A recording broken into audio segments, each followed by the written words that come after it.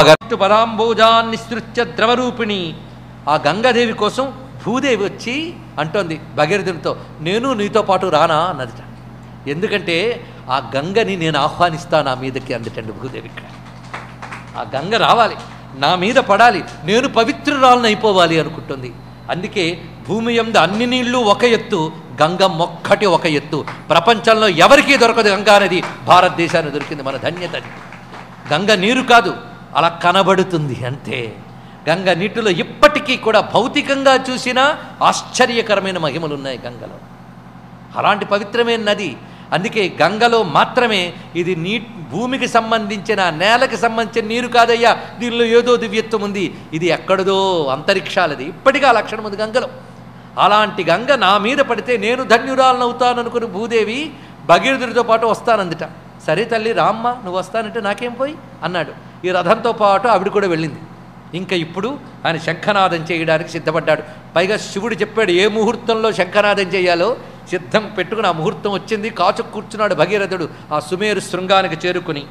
అథ రాజాస పుణ్యాత్మ జ్యేష్ఠే మాసి శుభేహని హస్తాయా మంగళదినే శుక్లపక్షే మహాముని. జ్యేష్ఠమాసం శుక్లపక్షం దశమీ తిథి, పైగా హస్తానక్షత్రంతో కూడిన మంగళవారం అండి. అది మంచి యోగం. అప్పుడు ఆరురోహ రథం దివ్యం ధ్వాయన్ శంఖం మహాస్వరం.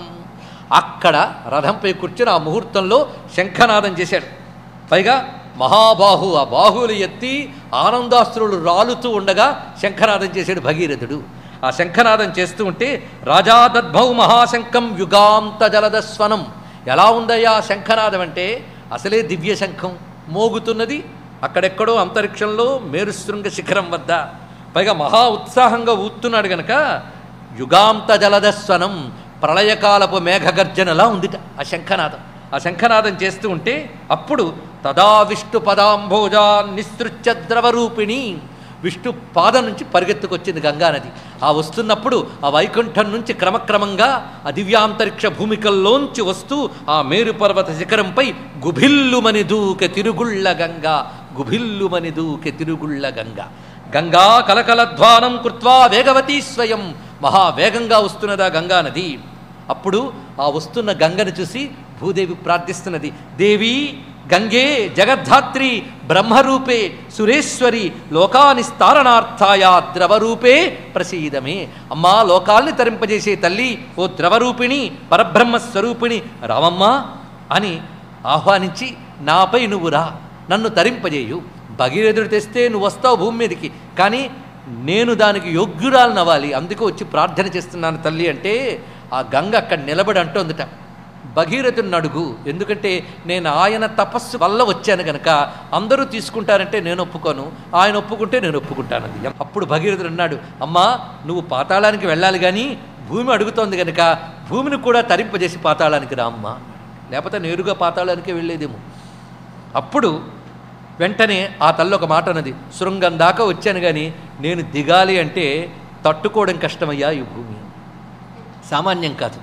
ఇక్కడ ఉన్నటువంటి పర్వత శిఖరాల మీద నేను దిగాలి అంటే, తట్టుకోవాలి అంటే నా భర్త మాత్రమే తట్టుకోగలడు. భర్త అంటేనే భరించువాడు అని అర్థం. పిలువన్నాడు. వెంటనే ప్రార్థన చేశాడు. అప్పుడు పరమేశ్వరుడు ప్రత్యక్షమయ్యాడు. కానీ అంత దుముకుతూ ఆ అంతరిక్షముల నుంచి ఆ వియద్వాహిని క్రిందకి దూకింది అంటే ఈ భూమి తట్టుకోవాలా? తట్టుకోవాలంటే ముందు దాన్ని నియంత్రించి పద్ధతిగా తీసుకురావాలి. అందుకే నియంత్రించడానికి పరమాత్మ నిలబడ్డాడు. వ్యోమకేశుడు పరమాత్మ. వ్యోమమే కేశముగా కలిగినటువంటి వాడు. వ్యోమమనగా అంతరిక్షం. పురాణ పరిభాష అర్థం చేసుకోవాలి, దానికి వేదంలోకి ప్రవేశించాలి. వేద హృదయం చూడండి, వేదం ఒక దృష్టితో మనకు చెప్తుంది. వేదంలో విష్ణు పదం అనే మాటకి వియద్ విష్ణు పదం అని చెప్పారు. వియత్ విష్ణు పదం. పదము అంటే స్థానము అని అర్థం. వియత్ అంటే అంతరిక్షంలో విష్ణు పదము వ్యాపించినటువంటి తేజోమయ భూమిక. అది అక్కడున్న ఒకానొక దివ్యజలం, అమ్మవారి రూపం, అది దిగిరావాలి కిందకి. అది దిగిరావాలంటే ఎవరు చేయగలరు? భూమికి అంతరిక్షానికి నడుము ఉన్న ప్రాంతానికి రోదసి అని పేరు. వేదంలో మరో మంత్రం రోదసి రుద్రపత్ని. ఇది విశేషించండి. ఈ రోదసి యందు ఉన్న శక్తి రుద్రశక్తి. ఈ రోదసి యందే పంచభూతములు సూర్య చంద్ర క్షేత్రజ్ఞ స్వరూపముగా అష్టమూర్తులుగా పరమాత్మ వ్యాపించి ఉంటాడు. అష్టమూర్తి స్వరూపుడే రోదసి యందు వ్యాపించిన వాడి రుద్రుడు. పైనుంచి చూస్తే విష్ణు పదం, క్రింద నుంచి చూస్తే వ్యోమకేశం. ఆ పదాలను అర్థం చేసుకోవాలి మనం. అది. అయితే ఈ కథాపరమైన పురాణ కథ జరగలేదని నేను అనట్లేదు, ఇది జరిగింది, అందులో ఈ సంకేతార్థం కూడా ఉంది, రెండూ తీసుకోవాలి. ఈ సంకేతార్థం తీసుకుంటే ఆధునిక మానవుడికి మనం అర్థమయ్యేటట్టు చెప్పగలం. గంగా అనగా అంతరిక్ష పదమునందు ఉన్న ఒకానొక అమృతవాహిని, అమ్మవారి రూపం. అది భూమికి దిగాలి అంటే పరమేశ్వరుడి నుంచే దిగాలి. అందుకే స్వామి తన జటాజూటాన్ని పరచి ఉంచాడు ఇక్కడ. అప్పుడు ఆ గంగ ఆయన జటాజూటంలోకి దూకుతూ ఉన్నది. అథ జ్ఞాత్వా మహాదేవో గంగాం నికటమాగతాం మౌళౌ విస్తీర్ణ జటయా బద్ధ్వాసేతుమితస్తతః. ఆ జటాజూటంలోకి గుభిల్లుమని దూకింది ఆ గంగ. వెంటనే జడను ముడివేశాడు, పడిన వెంటనే జడలు ముడివేశాడు. ఎలా ఉన్నదయ్యా అంటే ఆ జడల ముడి ఒక కటాహంలా ఉందిట. కటాహం అంటూ మూకుడు, పెద్ద బాణంలా తయారైందిట, మొత్తం వేయకాలి. అందులో ఈ గంగ సంభ్రమంగా తడబడుతూ అటు ఇటు తిరుగుతోంది. మహావేగంగా పడగానే ఒక పాత్రలో అల్లకల్లోలం అవుతుంది. ఆ అల్లకల్లోలమంతా స్వామి జటాజూటంలో జరుగుతోందండి. ఇక్కడ ఆ శంకర మౌళిలో పడి సుళ్ళు తిరుగుతోంది గంగ. ఈ లోపల ఈ శివుడి వల్ల గంగ వస్తుందంటే బంధించేసాడు ఆయన. ఈ భగీరథుడికి ఏడుపు వచ్చింది. రాబోతున్న గంగ ఆగిపోయింది. ఎలాగ అంటే మళ్ళీ ఇప్పటి నుంచి ఆ ముహూర్తం వచ్చే వరకు ఎదురు చూడన్నట్టు. శివుడి జటాజూటంలో పడిన ముహూర్తం ఏమిటంటే అథవై జ్యేష్ఠమాసస్య పౌర్ణమాస్యాం దినార్ధకే గంగా వేగాదనుప్రాప శంభోర్మౌళిం మహామతే. జ్యేష్ఠ పూర్ణిమ నాడు శివుని జటాజూటంలో పడింది. జ్యేష్ఠ దశమి నాడు కనిపించిన గంగ జ్యేష్ఠ పూర్ణిమ నాడు శివ జటాజూటంలో పడిందిట. అక్కడ బంధించాడు. గంగ ఆనవాలు కూడా కనబడలేదండి, ఆ జటాజూటంలో ఉండిపోయింది. భగీరథుడు ఏడ్చేట, స్వామి నువ్వే దయ చూపించాలి అంటే మళ్ళీ జ్యేష్ఠమాసం రావాలి, శుక్లపక్ష దశమి రావాలి, అది హస్తానక్షత్ర మంగళవారం అయి ఉండాలి. ఆ యోగం వచ్చే వరకు కూర్చోం, అప్పటి వరకు గంగని నేను ఇలాగే నిలుపుతా. ఎందుకంటే ఒక పాత్రలో వేగంగా పడే నీళ్లు నిలకడ పొందడానికి కొంత సమయం పడుతుంది. అలాగే నా జటా కటాహంలో పడిన ఈ గంగాజలం నిలకడ పొందడానికి కొంత సమయం పడుతుంది, అప్పటి వరకు వేచి చూడు అన్నాడు. ఏం చేస్తాడు, కూర్చున్నాడు అలా శివస్మరణ చేసుకుంటూ. ఆ ముహూర్తం వచ్చింది, మళ్ళీ ఉత్సాహంగా లేచాడు, ఒక్కసారి శంఖనాదం చేశాడు. అప్పుడు పరమాత్మ కొంచెం ఒక్క పాయ వదిలేయండి. వదలగానే ఆ జటల జూటం నుంచి పెళ్ళుబిగు దూకింది గంగమ్మ పృథ్వీపై. భగీరథుని యొక్క శంఖనాదాన్ని ఆధారంగా చేసుకుని ప్రవహిస్తూ వచ్చింది. ఆ గంగ వినిర్గమించి మొట్టమొదట అడుగు పెట్టింది ఏ పుట్టింటిలోంచి వెళ్ళిపోయిందో అదే పుట్టింట్లో తన పాదాన్ని మెట్టింది తల్లి. ఒక్కసారి ఇక్కడ హిమవత్పర్వత ప్రాంతంలో మనం ఇది గోముఖం అంటాం, కానీ ఇంకా రహస్యాన్ని పట్టుకోగలిగితే గంగ అతి సూక్ష్మంగా వ్యక్తమైన చోటు ఏది అంటే సుమేరు అని చెప్పబడుతున్న కైలాస పర్వత ప్రాంతంలో సూక్ష్మ రూపంలో వ్యక్తమై తర్వాత గోముఖంలోకి ప్రవేశించి అక్కడి నుంచి గంగోత్రి నుంచి జలజలా ప్రవహిస్తూ గంగమ్మ వచ్చినది. ఇది తల్లి యొక్క ప్రవాహ సరళి. ఆ వస్తున్నటువంటి గంగ క్రమంగా చేరుతూ ఉండగా ఆ త్రోవలో కాశీక్షేత్రం వైపు వస్తోంది. అనేకం తిరిగి తిరిగి తిరిగి వస్తోంది. అప్పటికే కాశీ ఉందండి. అప్పుడు ఆ భవ్యమైనటువంటి గంగ వస్తూ ఉండగా కాశీక్షేత్ర పాలకుడు ఒక్కసారి లేచెట్ట, ఏమిటి ఎంత వేగంగా వస్తోంది ఈ గంగ అని. ఆ లేచి దండం పట్టుకు వెళ్ళాడు. ఎవరు ఆ కాశీక్షేత్ర పాలకుడు? కాలభైరవ స్వామి. దండం పట్టుకు వెళ్ళాడు. ఎందుకంటే వస్తూ ప్రతి ఊళ్ళు వీళ్ళు ముంచివేసి వస్తోంది మహాప్రవాహం. సామాన్యమా? సరిగ్గా కాశీక్షేత్రానికి వచ్చేటప్పటికల్లా ఈ క్షేత్రాన్ని ఎక్కడ ముంచేస్తుందా అని వచ్చేట క్షేత్రపాలకుడు దండం పట్టుకుని వచ్చి సమాయాత కథం కాశీం సంప్లావయసి నిమ్నగే, ఓ కొత్త నీరా ఎవరు నువ్వు అన్నట్టు. ఏమిటనుకున్నావు? ఈ పురి ఎవరిదనుకున్నావు? పురియం దేవదేవస్య శంకరస్య మహాత్మనః ఏతస్య రక్షకం కిం త్వం మాం నజానాసి భైరవం. ఇది శివుడు పట్టణం అని తెలియదా? ఈ పట్టణ రక్షకుణ్ణి నేనని తెలియదా? ఏం ముంచేద్దామని వస్తున్నావా అనగానే అప్పుడు ఆ భైరవుణ్ణి చూసి గంగాదేవి అంటోంది, నువ్వు ఏ శివుడి పట్టణం అంటున్నావో ఆ శివుడి భార్య అని నేను అన్నది. పైగా ఇక్కడ ఆ శివుడు ఉన్నాడు కనుకనే పొంగులు వారి ఇక్కడికి వచ్చాను, మహోత్సాహంగా ఇక్కడికి వచ్చాను సుమా అని చెప్తే వెంటనే దండం పెట్టేట్టు కాలభైరవుడు. ఆయాతాధరణి పృష్టం శంభోర్మౌళి ప్రతిష్ఠిత ద్రష్టం విశ్వేశ్వరం కాశ్యాం నికటం సముపాగత. భూమికి వచ్చానంటే కాశీని చూడాలని వచ్చాను అన్నదిట తల్లి. కాశీని చూడాలి, విశ్వేశ్వరుడిని చూడాలి, నా జలంతో విశ్వేశ్వరుడికి అభిషేకం జరగాలి, అందుకు వచ్చాను అనగానే పైగా నకాశీం ప్లావయిష్యేహం, కాశీని నేను ముంచను అన్నది రండి గంగాదేవి. అందుకు తిష్టత్వం కాలభైరవ, ఆగవయ్యా, నేను కాశీకి ఎందుకు వచ్చానంటే ఈ భూమికి తగలాలి, విశ్వేశ్వరుడికి అభిషేకం చేయాలి, అందుకు నేను వచ్చాను అనగానే వెంటనే కాలభైరవుడు దండం పెట్టి తన దండాన్ని కింద పెట్టి సాష్టాంగ దండ ప్రణామం చేసేట గంగాదేవికి. ఏవముక్తో మహాబాహు గంగయా కలభైరవ సంహృత్య దండంతాం నేమే దేవీం శంకరగేహినీం. ఆ శంకరుని ఇల్లాలకి నమస్కారం చేశాడు. ఆ గంగమ్మ పొంగులు వారు వస్తూ ఉంటే ఒకానొక ఋషి చూసేట, ఇదేమిట్రా బాబు, శంఖం ఊదుతూ ఉంటే వెళుతోంది, దీన్ని నా వైపు తిప్పుకుంటా అని ప్రయత్నించాడు ఆయన. గంగా మహాదేవి భగీరథుని యొక్క తపస్సుకు ఫలంగా ఆ తల్లి మేరు పర్వతంపై దిగి అటు నుంచి భూమికి వచ్చినది శివజటాజూటం ద్వారా. శివజటాజూటం నుంచి రావడం అనగానే శివుని అభిషేకించి వచ్చినదని, అందుకే గంగ శివతీర్థము అని మనం భావన చేయాలి. ఆ విధంగా వచ్చినటువంటి గంగ కాశీక్షేత్రాన్ని దాటి వెళుతూ ఉండగా త్రోవలో ఒక మహాముని దాన్ని దర్శించాడు. ఆయన పేరు జన్ను మహాముని. ఈ జన్ను మహాముని ఈ వస్తున్న నదిని చూశాడు. కానీ ఈ నది యొక్క స్వరూపం ఏమిటి, ఎందువల్ల వస్తుందో ఆయన అవగతం చేసుకోక శంఖనాదంతో రావడం అనేది ఆశ్చర్యం గొలిపి, నేను కూడా శంఖనాదం చేస్తానని తాను శంఖం తీసుకుని నాదం చేశాడు. వెంటనే గంగ అటు తిరిగిందిట. ఇది చూసి వెంటనే భగీరథుడు తన వెంట వస్తున్న గంగ దారి మళ్ళింది ఏమిటా అని తాను శంఖనాదం చేశాడు. మళ్ళీ ఇటు తిరిగింది. దాన్ని మించిన నాదం మళ్ళీ జన్ను మహాముని చేశాడు. ఇలా అటు ఇటు గంగ కదిలి ఒక్కసారి కనలింది, అంటే ఆగ్రహించిందిట. ఆ ఆగ్రహంతో జన్ను మహాముని ఆశ్రమాన్ని ముంచివేయడానికి ఉద్యుక్తురాలే వెళ్ళగానే జన్ను మహాముని తన తపస్సుతో గంగనంతటిని కూడా చుడికీకృతం అనగా చేతిలోకి తీసుకుని పానం చేశాడు తపశ్శక్తితో. అప్పుడు మళ్ళీ భగీరథుడు దుఃఖపడ్డాట. నిజానికి భగీరథ ప్రయత్నం అంటే ఇది. విష్ణువునకు, బ్రహ్మకు, గంగకు, శివునకు ఇందరికి ఆయన ఆరాధన చేసి తెచ్చుకున్నటువంటి గంగ ఆయన జటాజూటంలో కొంతకాలం బంధింపబడింది, మళ్ళీ వచ్చింది. ఇప్పుడు చూస్తే జన్ను మహామునిలోకి ప్రవేశించింది. వెంటనే ఆయన దుఃఖితుడై గంగాదేవిని ప్రార్థన చేశాడు.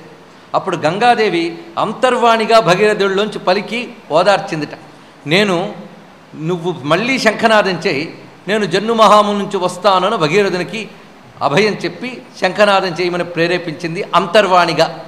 అప్పుడు భగీరథుడు అమ్మని తలంచుకుని శంఖనాదం చేశాడు. అప్పుడు జన్ను మహాముని నుండి వచ్చింది. ఎలా వచ్చింది అనడానికి ఎవరి పద్ధతి వాళ్ళు చెప్తారు, చెవిలోంచి వచ్చిందని కొందరు. కానీ ఇక్కడ మనకి ఆ దేవీ భాగవత పురాణంలో చెప్తున్నది, తచ్చుత్వా సా మహాదేవి జాను నిర్భిద్య తస్యవై అన్నారు. జానువుని అనగా మోకాలు, ఆ మోకాల నుంచి వచ్చింది ఇది. జాను నిర్భిద్య తస్యవై నిస్ససార మహానది సహసాతి తరంగిణి. చాలా మహావేగంగా ఆ జానువుని ఛేదించుకు వచ్చింది అన్నారు. ఎప్పుడైతే తన నుంచి ఈ విధంగా జన్ను మహాముని చూశాడో వెంటనే నమస్కరించి తాను అనవసరంగా ఆగ్రహించి నదీదేవత పట్ల అపరాధం చేశానని మన్నించమని వేడుకున్నాడు. అప్పుడు ఆ జన్ను మహాముని నుండి వచ్చినందుకు గాను తన పేరు జాహ్నవి అని ఇకపై పిలుస్తారని చెప్తూ, మన్నించమని కోరుకున్నందుకు గాను ఆ తల్లి వాత్సల్యం చూపించి, నేను నీ కుమార్తెగా వ్యవహరింపబడతానని అతడికి పితృత్వం అనే ఒక అద్భుతమైన పదవినిచ్చింది. అందుకు జన్ను మహాముని నుండి వచ్చింది కనుక జాహ్నవి అనే పేరు ఆ తల్లికి లభించింది. అటు నుంచి క్రమంగా ఆ గంగ వస్తూ ఉంటే అనేక మంది ప్రార్థనలు చేశారు ఆ గంగని. మహర్షులు ప్రార్థన చేసి సప్తర్షులు వేడుకోగానే వారికి ఒక పాయిగా వెళ్ళింది సప్తర్షిలోకం వైపు. మరొక వైపు దేవతలు ప్రార్థన చేస్తే దేవలోకానికి వెళ్ళింది. ఇక భూమి యందు ఈ తల్లి వివిధ ప్రాంతముల్లో ప్రసరిస్తూ క్రమంగా పాతాళలోకానికి చేరి అక్కడ సగరుల్ని తరింపజేసింది. భగీరథుడు ధన్యుడైపోయాడు. తన పూర్వీకుల యొక్క తపస్సులన్నీ తన వద్ద సార్థకమయ్యాయి, తన జన్మ చరితార్థమైందని. ఇక్కడ మనకి అద్భుతమైన భావన రామాయణంలో విశ్వనాథ సత్యనారాయణ గారు చేస్తారు. అప్పుడు భగీరథుని వద్దకు వచ్చి బ్రహ్మదేవుడు అన్నట్ట, గొప్ప ధన్యుడివయ్యా, మీ తాతలెవరూ చేయలేని పని నువ్వు చేసావన్నాడు.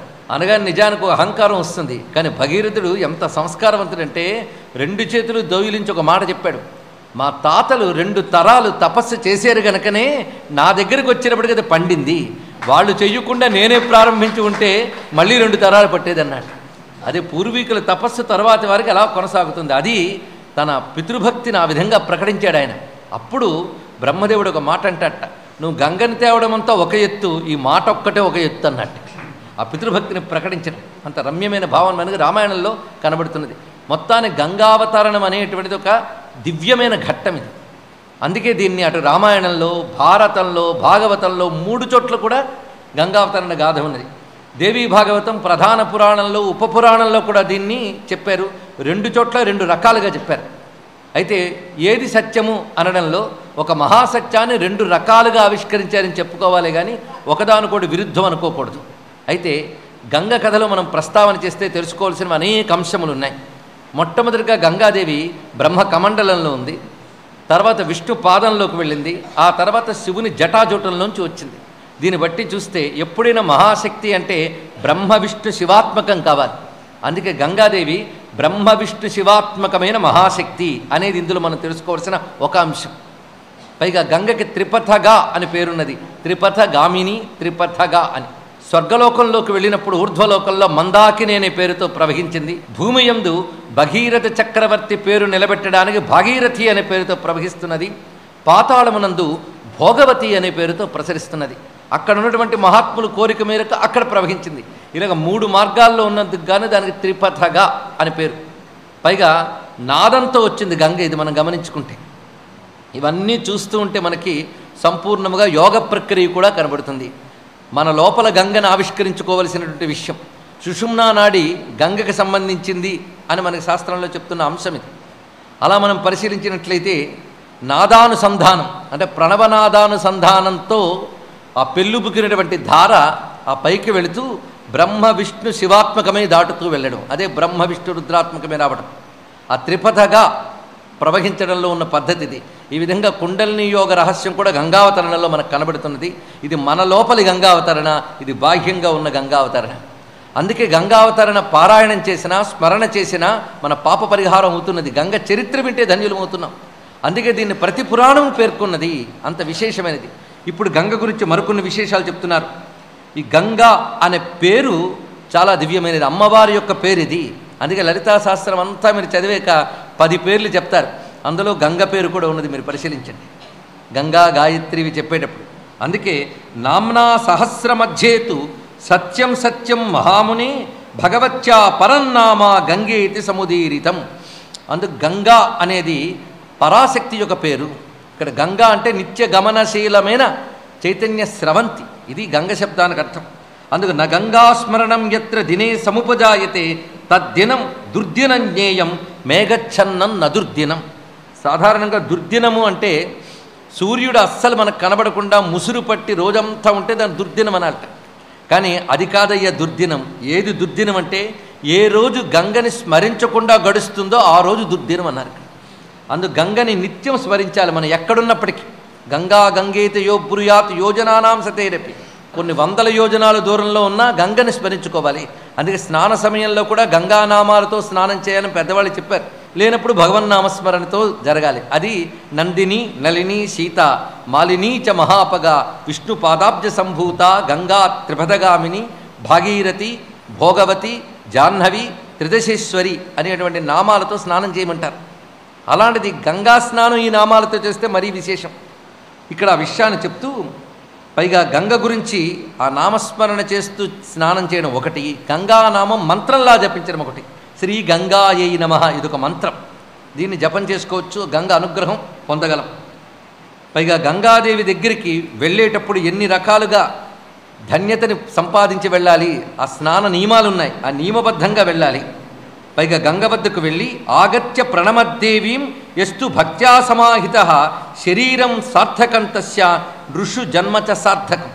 గంగానది ముందు నిలబడి 2 చేతులు దోయిలించి నమస్కరిస్తే ఆ నమస్కరించిన వాడి శరీరం సార్థకము, వాడి జన్మ చరితార్థము అని చెప్తున్నారు ఇక్కడ. అందుకు గంగాదేవిని నమస్కరించాలి. గంగాదేవిని కేవలం నదిలా చూడొద్దు అని చెప్తాడు. ఎస్తు గంగాం మహాదేవీం ప్రకృతిం నీరరూపిణీం నదీతి మన్యతే మోహాత్ సయాతి నరకాన్ బహున్. గంగని కేవలం నీరులా నదిలా చూసేవాడు నరకానికి వెళ్తాడు అన్నారు. మరి ఎలా చూడాలి అంటే సాక్షాత్ బ్రహ్మమయీం పూర్ణాం. నిన్న భూదేవి గంగాదేవిని ప్రార్థన చేసినప్పుడు పరబ్రహ్మమయీ అన్నది. అందుకే సాక్షాత్ పరబ్రహ్మస్వరూపంగా భావన చేయాలి. అందుకే సాక్షాత్ బ్రహ్మమయీం పూర్ణాం లోకానాం త్రాణహేతవే. మరి నీరు రూపంలో ఎందుకు వచ్చిందయ్యా అంటే లోకానాం త్రాణహేతవే, లోకములను రక్షించడం కోసం అమ్మవారు జల రూపంలో వచ్చారు. అందుకే జలరూపంలో ఉన్న జగదంబాని గంగను చూసి భావించాలి. అందుకు ద్రవరూపేణ నిర్యాత శక్తి రాజ్యేతి భావయేత్. ఆద్యాశక్తే ద్రవరూపంలో వచ్చిందని భావించాలి. అలా భావించిన వాడు ధన్యుడవుతాడు. గంగ మొదలైన దగ్గర నుంచి సముద్రంలో సంగమించే వరకు ప్రతి ప్రాంతము పవిత్రమే అయినప్పటికీ సర్వత్ర సులభా గంగా త్రిషు స్థానేషు దుర్లభ. 3 స్థానములందు ఆ గంగా స్నానం చేయడం అనేది ఎన్నో జన్మల సుకృతం ఉంటే గాని లభించదు. ఆ 3 స్థానములు చెప్తున్నారు ఇక్కడ. హరిద్వారే, ప్రయాగేచ, గంగా సాగర సంగమే. 3 ప్రాంతములు ఇవి దుర్లభములు అన్నారు. ఒకటి హరిద్వార్, దీని గురించి దేవి భాగవతంలో మాయాక్షేత్రము అన్నారు. ఇక్కడ అమ్మవారు మాయాశక్తిగా ఉన్నది, అది హరిద్వారం. అలాగే ప్రయాగ త్రివేణి సంగమ స్థానం. 3వది గంగ సముద్రంతో సంగమించినటువంటి చోటు. ఈ 3 కలిపి చెప్పారు ఇక్కడ. ఇది కాకుండా మరొక విశేషమైనటువంటి గంగా స్నాన ప్రాంతములన్నింటిలోకి విశిష్టమైనది ఏది అంటే కాశ్యామ్యస్తు సమాగత్య గంగాయాం విధివిన్నర స్నానముత్తరవాహిన్యాం కురుతే భక్తిభావత. ఆ 3 ఒక ఎత్తు, ఇది ఒక్కటే ఒక ఎత్తు. ఏమిటంటే కాశీయందు గంగా స్నానం. ఇక్కడికి వచ్చి విధి విధానం ప్రకారంగా భక్తిభావంతో ఎవరు స్నానం చేస్తారో అతడు శివత్వాన్ని పొందుతున్నాడు, అనగా శివ సాయుధ్యాన్ని పొందుతున్నాడు అని చెప్తున్నారు ఇక్కడ. సాక్షాత్ శివతామేతి దేవపూజ్యతమ స్మృత. అతడు దేవతల చేత కూడా పూజింపబడతాడు కాశీలో గంగ యందు స్నానం చేసినవాడు. ఎందుకంటే కాశీలో గంగ ఇంత విశేషమైనది అంటే సర్వతీర్థాది నిలయ కాశీ విశ్వేశ్వరాలయ. అసలు కాశీయే సర్వతీర్థ నిలయము, సర్వదేవతాత్మకము. సాక్షాత్ విశ్వేశ్వరుడు నివసించినటువంటి చోటు గనక దుర్లభ పృథివ్యాం, భూమి యందు కాశీలో వాసం కానీ కాశీకి రావడం దుర్లభం, కాశీ యందున్న గంగ యందు స్నానం చేయడం మరీ దుర్లభం అన్నారు. సా స్థలీ జాహ్నవీతోయం జలం యత్ర మహామతే తత్ర ముక్తికరస్థాతో దేహినాం పాపినామపి. పాపాత్ములైన వారికి కూడా కాశీగంగ వద్దకు వచ్చేటప్పటికల్లా మోక్షము కరతలామలకమవుతున్నది. అందుకు తాం కాశీం యో న సేవేత విధినా వంచితస్తు సహా. జీవితకాలంలో కాశీని సేవించని వాడికి దురదృష్టవంతుడనే చెప్పాలి. వాడు విధివంచితుడు అనాలి. వాడిని విధివంచితుడు అనాలట. ఎవడైతే కాశీని సేవించడో వాడు విధివంచితుడు. గంగా మృత్తికయా కృత్వా తిలకం మునిసత్తమా యత్కించిత్ కురుతే కర్మ తత్సర్వం పూర్ణతామియాత్. గంగ మట్టిని తిలకములాగా ధారణ చేసి ఏ కొద్దిపాటి సత్కర్మ చేసినా అది పరిపూర్ణ ఫలాన్ని ఇస్తున్నది. అందులో తెలిసి తెలియక చేసిన లోపాలన్నీ కూడా పరిహరింపబడి పూర్ణ ఫలం లభిస్తుంది. అందుకే గంగా మృత్తిక తిలకము వలె ధారణ చేయాలి అని చెప్తున్నారు. ఇలా గంగ మహిమ చాలా చాలా విశేషంగా చెప్తూ, ముఖ్యంగా తల్లిదండ్రులు లేనివారు గంగకు వస్తే తప్పనిసరిగా చేయవలసింది ఏంటంటే పితృవిధి చేయాలి.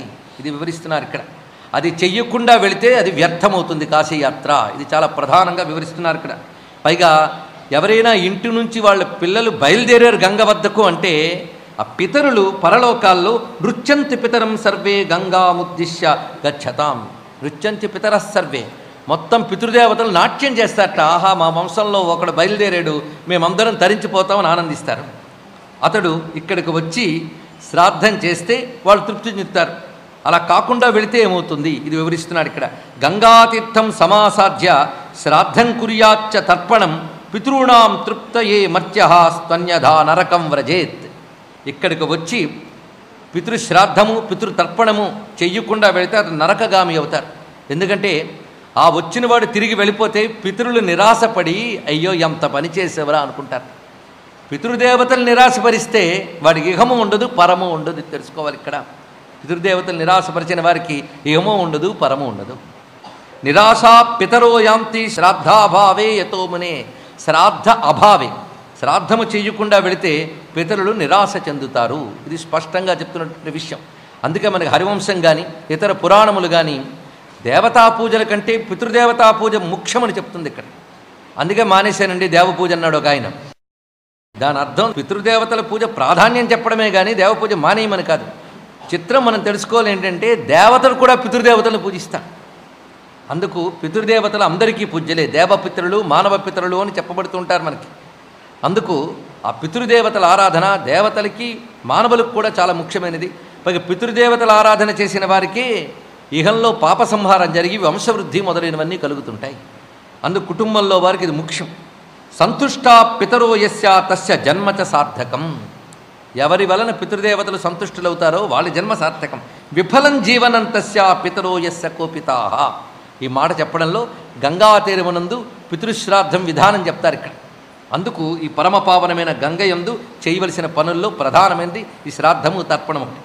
గంగాయాం మోహితో నైవ విన్మూత్ర విసృజేన్నరః విసృజన్ నిరయం యాతం యావదింద్రాశ్చతుర్దశ. గట్టి మాట చెప్పాడు ఇక్కడ.